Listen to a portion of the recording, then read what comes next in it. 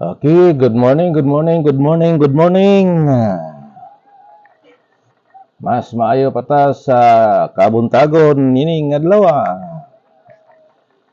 Kini yung ubos nga lagad si Pastor Armando is Montero ay nagbabalik sa munti nating programa, The Gospel of the Kingdom, ang maayong balita sa gingharian. Shout out sa tanan nga mga kaigsunan. O kumusta mo din ha?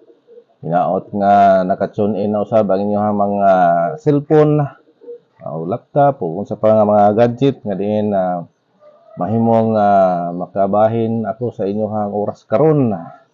O atong ipadayon ang ato ang mga pag research o pagsubay-subay sa mga kamatuoran na diin gibilin sa ato ang labaw nga hari nga mao si Ginoong Jesucristo. Nining takna mga kaigsunan ato kining palawman ang ato ang main theme, The Gospel of the Kingdom. O ika 78 na takaron nga bahin sa ato ang sa pag talakay o pag research sa mga kamatuoran na dinhi nato makita sa balaan nga kasulatan.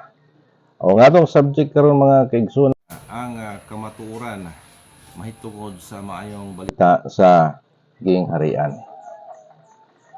O gagig pag-review mga kaigsunan, nasayod naman kita kung unsa kining word nga gingharian. Ang gingharian mga kaigsunan o kingdom sa English, nagkumpusar kana mga kaigsunan nga duna kini una sa tanan anong gitawag og kingdom tungod kay ang leader nini hari, king, no?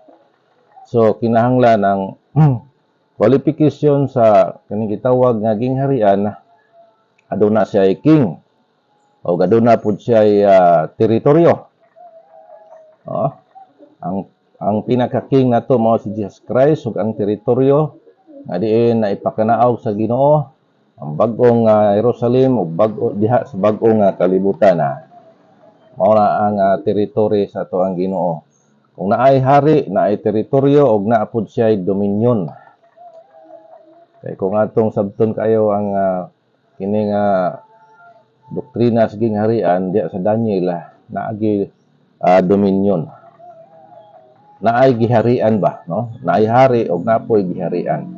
O ang ikaapat, mao ang kanang gitawag nga authority. No? So kung wala kay authority o wala kay power, so dili magsilbi na nga maong kingdom. Una nga giterminuhan ni og kingdom o gingharian tungod kay usbuna ko naay hari og naay teritoryo og naapoy dominion kanang ginaharian og naay gahom o authority. So unsa man ni ang kamatuoran sa maayong balita sa gingharian mga kaigsunan? Kay naabusuhan kini nga maong doktrina, no? Og nahimo na kini nakapakubol sa uban nga mga tao tungod kay ang maayong balita dili naman ni maayong balita sa uban tungod kay na sum up na mahinuon ni sa kining kaluwasan sa pagka-impiernohanon. Oh, unya ang magwawali tao. Kining dili na masabtan tungod kay gipang-merge, no? Sa unang mga magwawali kanang gitawag ga universal o kining gitawag nga traditional nga mga magwawali nga nag-embrace nga to destiny lang kung dili malangit maimperno. Pero mga kaigsunan ang tinuod di ay nga maayong balita sa gingharian dili ni lamang kaluwasan sa pagka-impiernohanon kundi kaluwasan diha sa kining gitawag nga covenant salvation nga mahimo ka nga masalbar gikan sa ultimo nga kahimtang nga bahin sa pagkatao himuon ka sa Ginoong hari kauban niya o makasulod sa gingharian. So mao ni ang lawom nga panabot o pag-analyze sa itawag nga gingharian mga kaigsunan. So sugdan na nato sa pagpadayon sa pagsubay-subay sa research sa maong kamaturan mahitungod sa maayong balita sa gingharian. Dinhi sa unang Korinto kapitulo 15 bersikulo 1 hangtod sa 4 mao ni ang giingon sa balaan nga kasulatan mahitungod sa gingharian. Matod pa ni Pablo, labot pa mga igsoon buot kong ipadayag kaninyo ang maayong balita nga akong giwali kaninyo nga inyong gipanagdawat usab o kini na nagbarog kamo karon. Verse 2 nga pinaagi usab niini kamo ginaluwas kon inyong ibutang sa huna-huna ang akong gikawali nganha kaninyo gawas kon taphawra ang inyong pagtuo.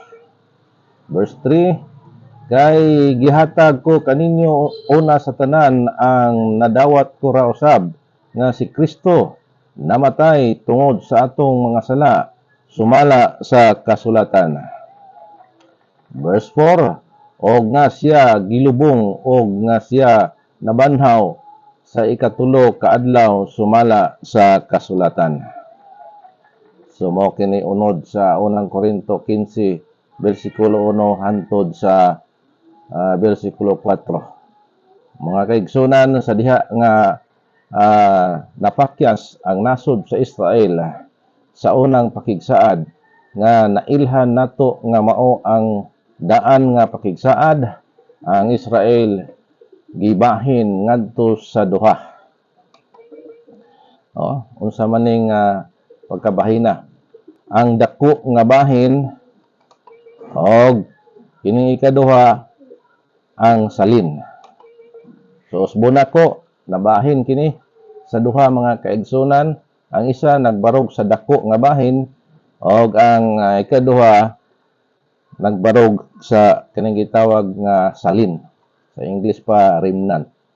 Apan sa wala pa gipadayon ang pagtangtang sa dako nga bahin gikan sa kahigayunan sa bag-ong pakigsaad gipadala sa Dios ang Mesiyas ngadto sa tibuok nga nasod sa Israel aron nga ilang mapatalinghugan ang maayong balita.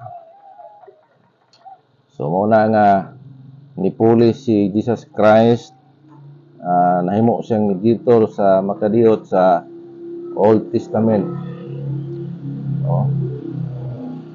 Dinhi sa Mateo 15:24, apan siya mitubag og miingon, ako gipadala ngadto lamang sa mga nangawalang karniro sa banay sa Israel.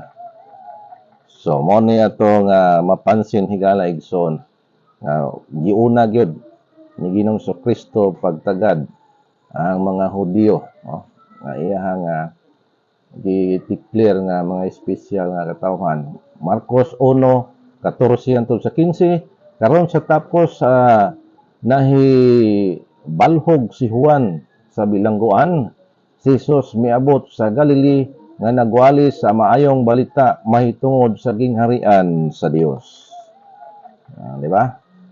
So mao na ang sequence nga diin si Juan gidakop og nabilanggo og gipunggutan sa liog. Marcos 1:15 atong ipadayon og nag-ingon ang panahon natuma na ug ang gingharihan sa Dios haduol na pag hinulsol kamo og tumuo kamo sa maayong balita. So mao gyud ni ang giwali ni Ginoong Hesukristo higala igsoon. Una sa tanan didto sa dakong hutong sa Israel ug katong nangawala nga mga karniro. Unsa man ang resulta sa maong pagwali sa maayong balita higala igsoon.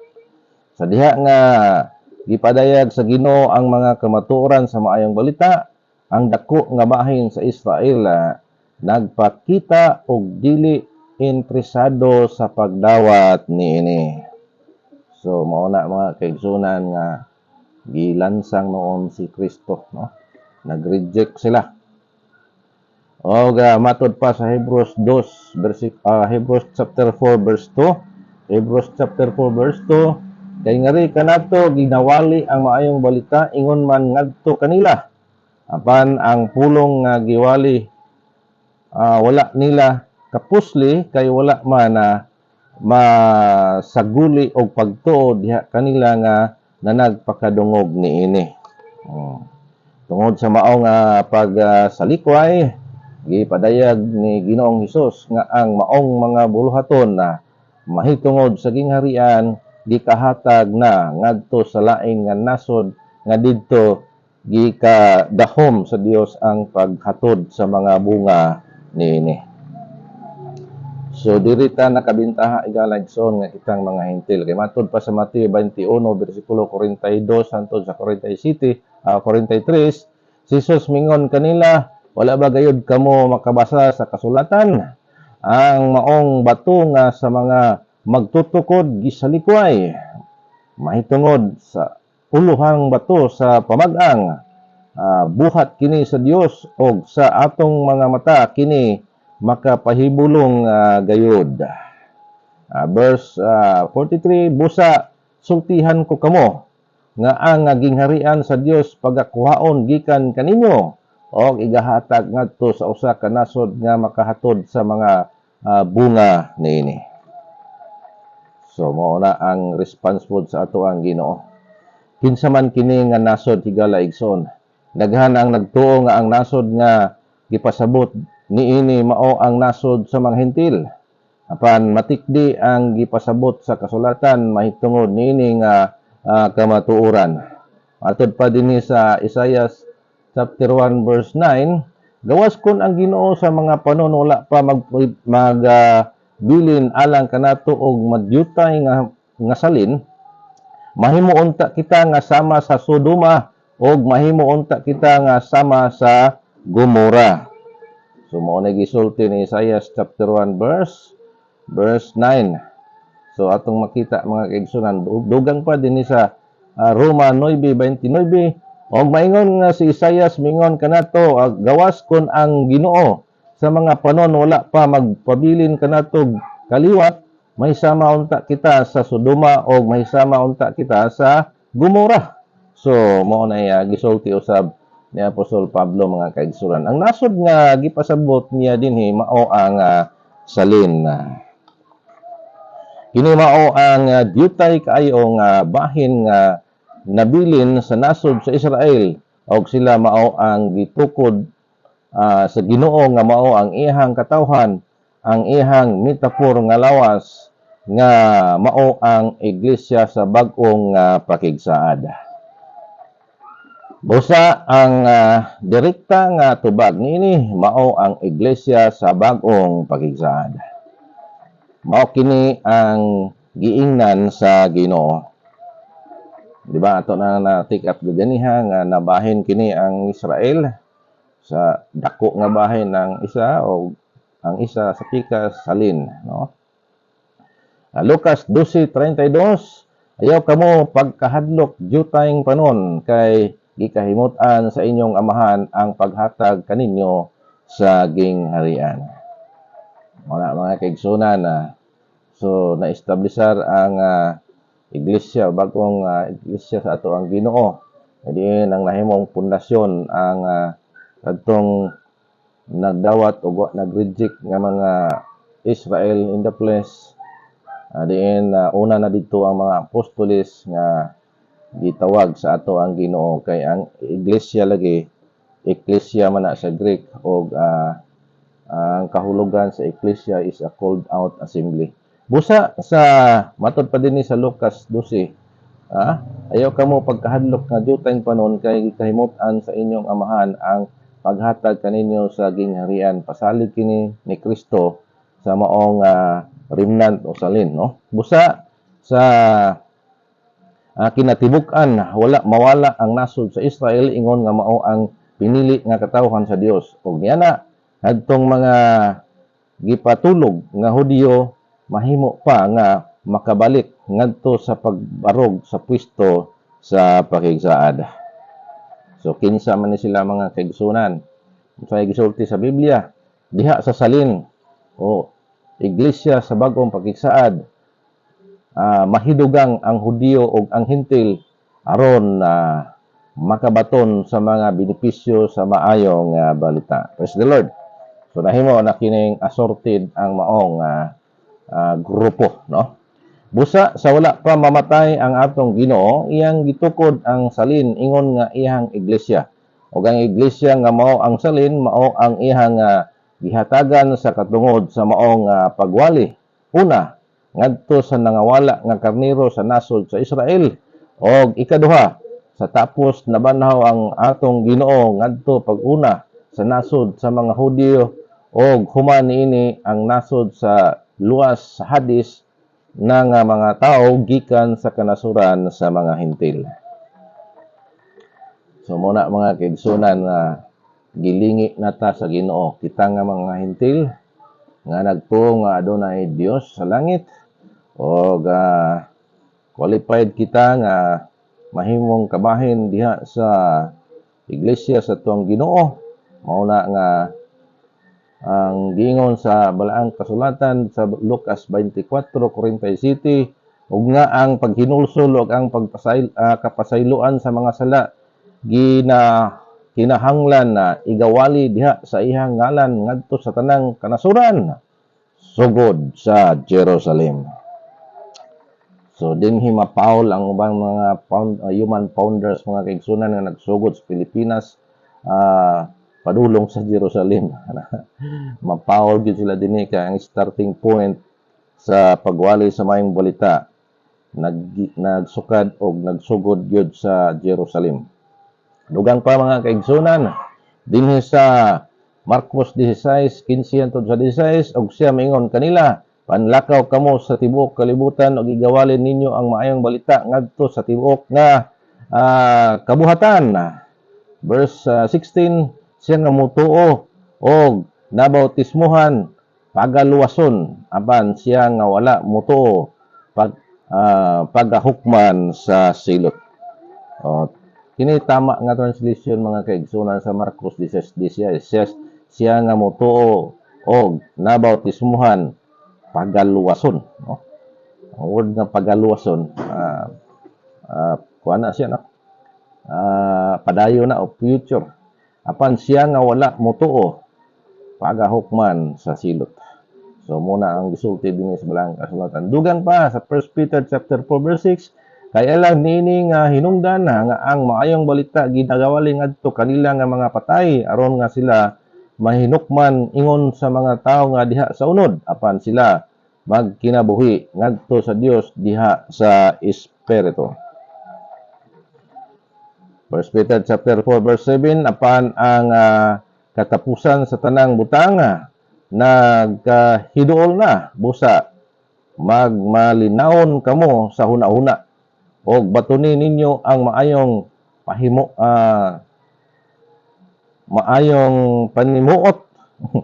maayong panimuot aron kamo managampo. So kining uban dai wa gini sa maayong panimuot gyud. Ang pagpili sa salin maoy pinasikad sa grasya mga kaigsunan. Nga kun wala kini mahisama unta sila sa Sodoma o sa Gomora. So wala grabe kay itong Ginoo kay matod pa sa Romans chapter 11 verse 5 to 6. Ingon man usab niya na niining panahon na usab karon adunay salin sumala sa pagpili sa grasya. So grasya na ang basihan ni Galaigson. Dinhi sa Romans chapter 11 verse 6, og kun kini pinaagi man sa grasya nan, dili kini pinasikad sa mga binuhatan. Kay kun mao pa ang grasya dili na grasya, apan kun kini iyaman sa mga binuhatan, nan kini dili na sa grasya. Kay kun mao pa ang buhat dili na buhat. No? Grabe, no? So masabot gid nato dinhi mga kaigsunan dili gid pwede day i-merge o i-mix ning grasya o kining binuhatan. Busa tungod niini ang mga pagpili sa salin, wala gipasikad sa maayong binuhatan sa kasuguan kundi suno sa pagtuo sa mga pulong sa anak. Mga kaigsunan.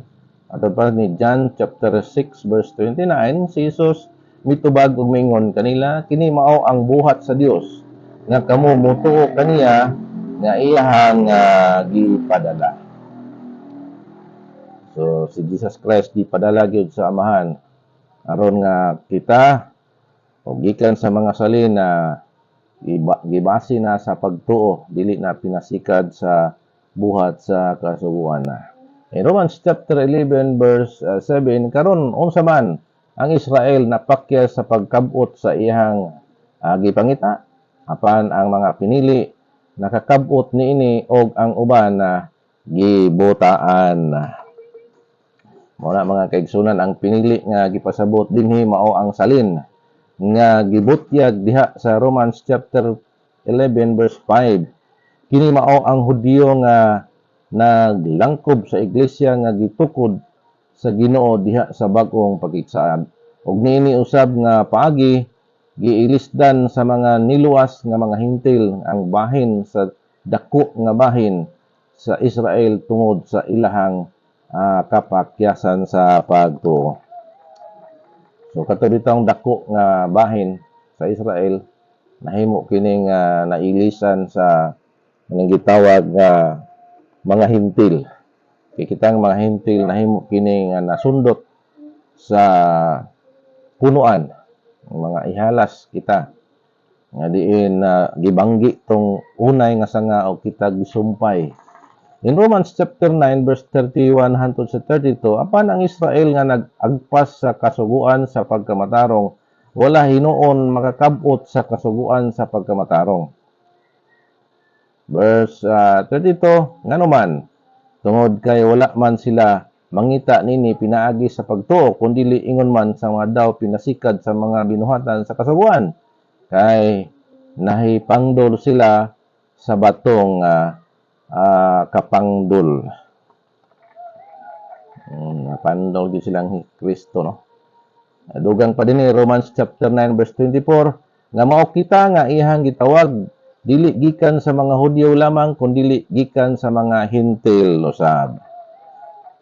Kini kutob lamang sa panahon nga ang tibuok gidaghanon sa mga hintil mapasulod nganha sa pwesto sa pakigsaad galaigsoon. Kay giingon din sa Romans chapter 11 verse 25, kay dili ako buot mga igsoon nga dili kamo masayod nini nga tinago busa magpaka kinadmanon kamo diha sa inyong kaugalingon panguna-huna nga ang pagkabuta anha sa usa ka bahin sa Israel hangtod sa panahon nga mahisulod na ang hingpit nga gidaghanon sa mga hintil. Pag-abot unya sa katapusan sa panahon nga mao ang pagsira sa kahigayunan sa mga hintil higalaigsoon, mahibalik ngadto sa gipatulog nga mga Hudyo ang maong kaluwasan sa maayong balita og silang tanan nga mga Hudyo nga mga buhi nianang higayuna makabaton sa kaluwasan sa pakigsaad. So hapit na kini mga kaigsunan. Shout out kay Jane. She is now watching. Shout out nimo din ha. Og kini mga kaigsunan ato makita dinhi nga limitado ra pud di ay ang atong chance kang kitang mga hintil. Dili daw ta magpasigarbo, kung dili magmakiadmanon daw ta kay kung last standing na ang mga hintil nga may sakop sa pakigsaad, ibalik na kini ang maong pribiliyo sa kingharian ngadto sa Israel in the place. Kuno sa kini mga tabo mga kaigsunan sa oras nga magtukod na og ikatpulo nga templo tungod kay nagader naman ang tanang Israel in the place diha sa Jerusalem karon. O gani murag na hilom na gani ang isyu sa pag halad sa red heifer. Wala na kini na public o mukalit lang siguro ng surprise o dili na matago nga magtukod gyud sila og third temple. Sa oras nga nahugpong na sila o ibalik na dito ang kaluwasan sa pagsaad sa ilaha o kita nga mga hintil wala na po chance mula mga kaigsunan lubos-luboso nato karon samtang doon na pakitay dako kayong kaygayonan kay paluwa pa dinhi sa Romans chapter 11 verse 26 ug unya pagaluwason ang tibuok Israel ingon sa nasulat adunay moabot gikan sa sayon ang manluluwas og pagahinganlan niya pagahinginlan niya ang pagkadili Diyos nun gikan kang Hakob. So muna mga kaigsoon na atong makita dinhi sa Biblia. Busa wa naman tayo igong panahon na ato lang ipadayon sa sunod higayon mga kaigsunan usbunan ko nga ang kamaturan mahitungod sa maayong balita sa gingharian na mao gid ni ang gipawali sa iglesia sa ato ang Ginoo. No? Kini nga maayong balita sa gingharian nga adunay hari, adunay teritoryo, adunay dominion o adunay authority. So mao na ang ipasabot sa balaang kasulatan nga maayong balita sa gingharian. Kanang sigig iwali sa mga traditional o universal preacher nga maayong balita daw kuno mao ang kaluwasan sa pagka-impiernohanon layo ra kay na sa tinuod. That is far from the truth. Kaya gining gingharian si John the Baptist ang nag-prepare nini o giwali ni Ginoong Kristo muna nga maghinulsol gayod no. Kamong mga preacher nga wala sa tuno pag hinulsol mo kung nakabati mo ni ini nga maong wali ay kini mao ang tinuod nga maayong balita sa gingharian nga naay hari ug naay giharian ug naay teritoryo higala igsoon sa kini ka kaluwasan no mo ni ikaduhang klase sa kaluwasan nga resulta kini og special nga mga katawhan nga mo'y makauban sa atong Ginoo si Ginoong Kristo didto sa iyang divine kingdom. Ang nakapasar sa divine body mo ay makabahin sa divine kingdom sa ato ang Ginoo. O mao nay mahimong special unya nga mga katawhan nga taas no kahit kanino tungod kay siyempre i-analyze daw na, imagine daw ng hari, no? Na diha sa hari ang chain of command, wala na involved sa mga gimbuhaton.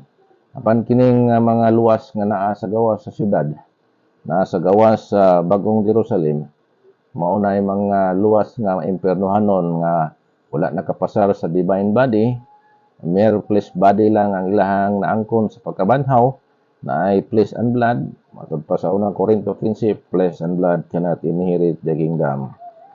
So sila wala nakaiskapo sa mga gimbuhaton tungod kay magtano, magdaro, sa magugyapon karon sa trabaho sa mga tao nga naay flesh and blood nga lawas, no? So mo na wala nakasulod sa kapahulayan. Kay kadto nga nakasulod sa kapahulayan diya sa gingharian sa tuang Ginoo, mo na nakabaton sa maayong balita sa gingharian nga nakapahulay siya. Ang maghari siya uban ni Kristo ug ang paghaharian kadtong mga ordinary people nga nasa gawas nga wa kasulod dili disqualified sila. Dili sila qualified diya sa sulod sa gingharian. Usa wa naman koy igong panahon kini naging ubos nga lagad magaingon kaninyo. Daghang salamat sa hanggang sa muli magkita-kits tayo og sa tupusan diay shout out diya nimo Juhayber makaombaw. Siya karon nag-watch sa tuang munting programa The Gospel of the Kingdom. So bye-bye sa tanan. God bless you.